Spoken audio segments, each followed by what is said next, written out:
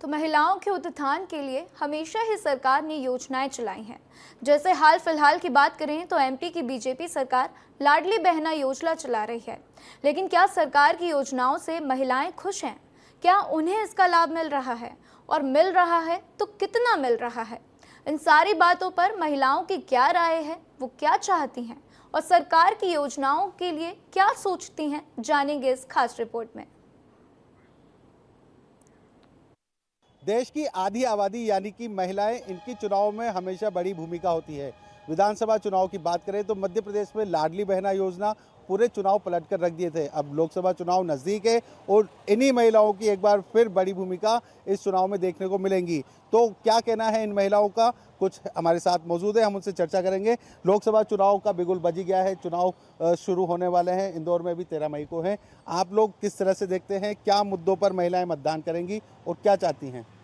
सबसे बड़ा मुद्दा तो ये है कि लाडली लक्ष्मी बहना योजना जो मुख्यमंत्री जी ने शुरू करी थी वो महिलाओं के दिल को भी छू गई है। उनकी आर्थिक स्थिति भी महिलाओं की ठीक हुई है और उनको ये योजना मिलने से उनका परिवार में भी बहुत मान बढ़ा है। तो हर महिला के मन में यही है कि कमल के फूल को ही बटन को दबाना है और मोदी जी को जिताना है। और इस बार इंदौर शहर में 8 लाख से भी अधिक मतों से हमारी विजय होगी। तो इसमें महिलाओं की कितनी भूमिका रहेंगी? मुस्लिम महिलाओं के लिए भी ट्रिपल तलाक वाला मामला शायद बड़ा है।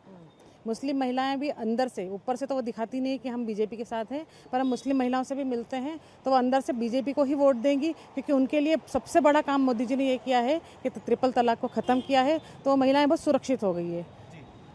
मैडम, आप क्या कहेंगे? चुनाव नज़दीक है, महिलाओं की कितनी बड़ी भूमिका होने वाली है इस बार लोकसभा चुनाव में? इस बार महिलाओं की बहुत बड़ी भूमिका होने वाली है, क्योंकि आप देखिए ना, माननीय मोदी जी जब पहली बार प्रधानमंत्री बने थे तो बेटी पढ़ाओ बेटी बचाओ योजना से उन्होंने शुरुआत करी थी। और अभी तक की जितनी भी योजना है उन्होंने सारी योजनाओं मातृशक्ति को समर्पित की है। चाहे आप शौचालय बने हैं, उज्ज्वला योजना हो, प्रधानमंत्री आवास योजना हो, चाहे मुद्रा लोन योजना हो, जितनी भी हमारी योजनाएं केंद्र सरकार की सभी महिलाओं को समर्पित है। चाहे सुकन्या समृद्धि योजना, मतलब बेटी का जन्म होता है और मृत्यु तक जितनी भी योजनाएं, चाहे उनकी पढ़ाई लिखाई हो, कैरियर को लेकर हो, चाहे आगे भविष्य को लेकर हो, सारी योजनाएं मातृशक्ति को समर्पित है। तो इतना बड़ा यदि मोदी जी ने मातृशक्ति वंदन एक अभियान चलाया है, आज 33% आरक्षण आप महिलाओं को दिया है, तो महिलाएं आत्मनिर्भर बनी है। पहले आपने देखा होगा कि हम इंदौर शहर की बात करें तो रोडों पे कभी कोई महिला सड़क पर ये गाड़ियाँ नहीं चलाती थी, या कोई 4 व्हीलर में से ऑटो रिक्शा बस नहीं। आज हम देखेंगे कि ऑटो रिक्शा चला रही हैं, बसें चला रही है, प्लेन चला रही है, रॉकेट। तो मैं सभी जगह मातृशक्ति है। आज ड्रोन दीदी बनाई है उन्होंने, गाँव में जाकर देखे तो हम ड्रोन सखी बनाई है। तो इतनी सारी योजनाएं सब जब मातृशक्ति को समर्पित है तो उन सभी मातृशक्तियों की भी एक जिम्मेदारी बनती है कि अब माननीय मोदी जी को हमें कुछ देने का समय आया और हम सभी माननीय मोदी जी के साथ हैं। तो लेकिन आप एक गृहिणी भी है, किचन पे कितना इफेक्ट है महंगाई वगैरह का? बिल्कुल, किचन पे क्यों नहीं इफेक्ट है। आज देखिए ना, लाडली आप उज्ज्वला योजना, आज जो गैस कनेक्शन है महिलाओं को निःशुल्क मिला कि नहीं। आज वो जिस चूल्हे पे पहले चूल्हे पे खाना बनाती थी, आज गैस पे खाना बना रही है। शौचालय बस्तियों में था नहीं, लेकिन माननीय मोदी जी ने जो फ्री शौचालय बनाया है तो आज वो मातृशक्ति को लेकर बनाया है कि नहीं, कि आज उनका सम्मान के लिए। इसी तरह मुख्यमंत्री कन्यादान योजना है। पहले बेटियां होती थी तो ये चिंता रहती थी कि उनका विवाह कैसे करेंगे, लेकिन कन्यादान योजना के माध्यम से उनका निःशुल्क विवाह हो रहा है। बेटी जब होती थी, मतलब 1 से 1 साल की होती तभी उसका खाता खुल गया है। सुकन्या समृद्धि योजना का उसको लाभ मिल रहा है। कोई मेधावी छात्र है तो उसका निःशुल्क कॉलेज में एडमिशन हो रहा है। अभी जो बच्चियां टॉप कर रही है उनको स्कूटी दी जा रही है। मतलब प्रत्येक योजनाएं मातृशक्ति, महिलाओं को, बेटियों को लेकर है। आप युवा हैं, युवा किस तरह से देखते हैं फीमेल्स की किन मुद्दों पर आगे जाना चाहिए, कौन सी पार्टी को सपोर्ट करना चाहिए?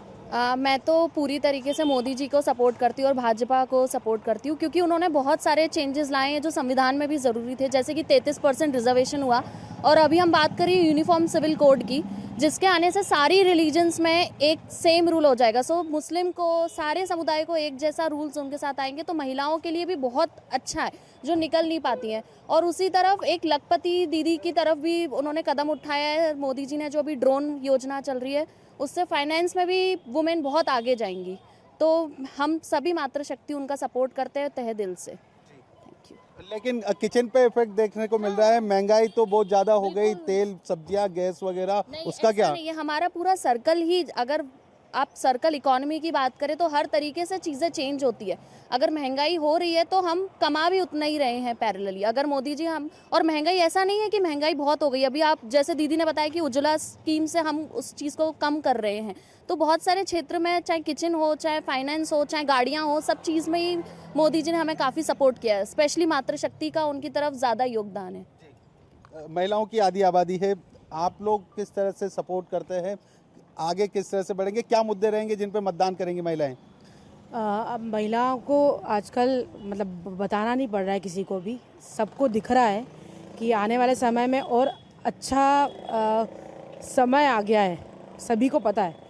और महंगाई की बात है, आपने भी छेड़ी है, तो महंगाई में ये है कि जो पुरानी कहावत थी कि घी डुला तो भात में डुला है, तो आज जो हम जो पे कर रहे हैं तो वो गरीबों की सहायताओं के लिए मोदी जी उसमें लगा रहे हैं। मोदी जी अपने घर नहीं भर रहे हैं, और वो उनका परिवार जो भारत देश को उन्होंने माना है वो उन्हीं को दे रहे हैं, पूरा समर्पित कर रहे हैं। और सबसे मेन बात ये है कि महिलाएं आज सुरक्षित है और सेल्फ है।